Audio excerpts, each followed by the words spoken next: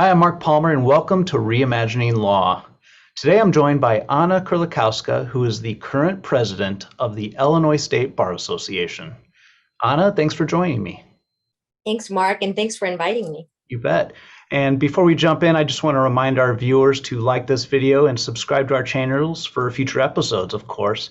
Anna, first, congratulations on entering your year as president of the Illinois State Bar Association. I know you Thank have you. big shoes to fill after your predecessor faced an unprecedented year with the pandemic and being the Zoom president. But I think nevertheless, your year is just as novel as we continue to adjust to this new world and what it changes practically daily. But I want to hear from you. What are your priorities as president of the largest bar association in Illinois? So, as you mentioned, it is an interesting time. We are transitioning from last year, which was solely virtual for most of us, and trying to figure out how do we adapt to the new normal. And for me, as president of the ISBA, it means three different initiatives for us. One, we're focused on helping our attorneys figure out how to practice in this new era, which is why we're launching a business institute. Our first session is airing on July 30th. And we brought together some of amazing ISBA members who have business acumen, who are able to help our members figure out, how do I do this? How do I do this better? How do I improve return on my investment and my time? So that's one of the goals. We also recognize that last year was incredibly difficult for a number of lawyers financially. And because of that, we offered a COVID credit to those members who are choosing to renew their membership within the ISBA. So don't forget, your 15% COVID credit is available. We want you back. We are also focusing on diversity, equity, and inclusion.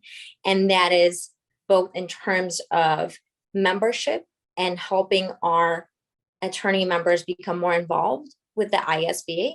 And towards that end, I was very intentional in terms of appointments to section councils, which are often very coveted, and a way in which many of us begin our more active involvement with the ISBA. So we made sure that we were inclusive and diverse in terms of practice area, geography, ethnicity, and all aspects that make all of us and our members unique.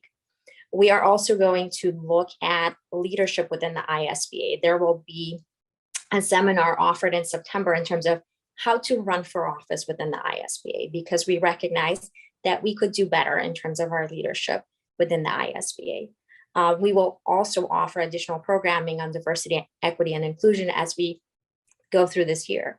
And the third initiative will focus on life, work, and wellness, because we recognize that last year was very unique and it placed unique pressures on our members and their families. And now we are being asked to adapt again as we return to hybrid, or maybe in person, or whatever new experience we will be working through as practicing attorneys. Yeah, that's very, very true. Every day is different, and we are defining that differently by the day as well. And to play off that well, you wear a hat as now Madam President, you wear a hat as a full-time attorney on your day job, and you now serve one of your most important clients. You're a new mother during all of Yes, this. yes, I am. Congratulations on that to you and your Thank you. spouse. Thank you so Um, much. I want to hear, how has that changed how you serve your clients and how you practice law and how you be a lawyer entering parenthood? Recognizing that there are a lot of pressures, that there are a lot of things that you want to / need to do.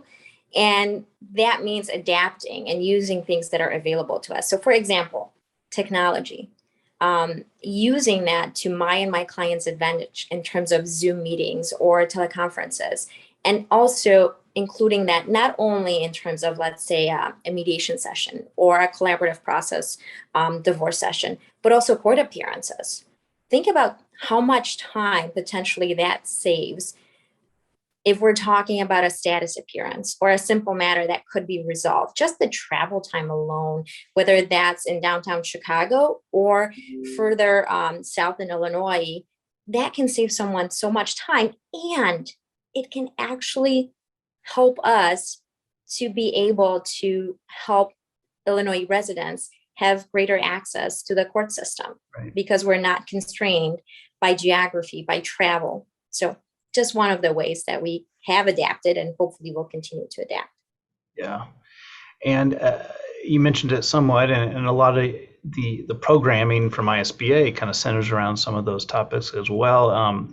But you, in that day job, you're a practicing family law attorney in Northbrook, Illinois, I've known you for a long time through the Bar Association and other outreach events and so forth. And how has being a member of the bar and now a leader of the bar impacted how you practice law or how you deliver services to clients at the end of the day?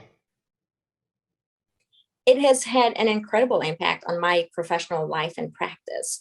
I have been able to provide input on legislation that was being either proposed by legislators in Springfield or was being crafted and proposed by ISBA and became part of our legislative package.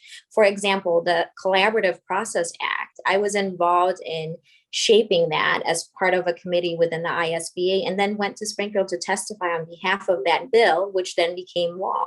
So the ability to have that immediate input on an area of practice where I'm involved from, day to day, and being able to help my clients has been tremendous. Also, opportunities to meet those practitioners in my area of practice who are renowned, right? Every area of practice has a few people who everyone goes to, respects, who are just, teachers and mentors.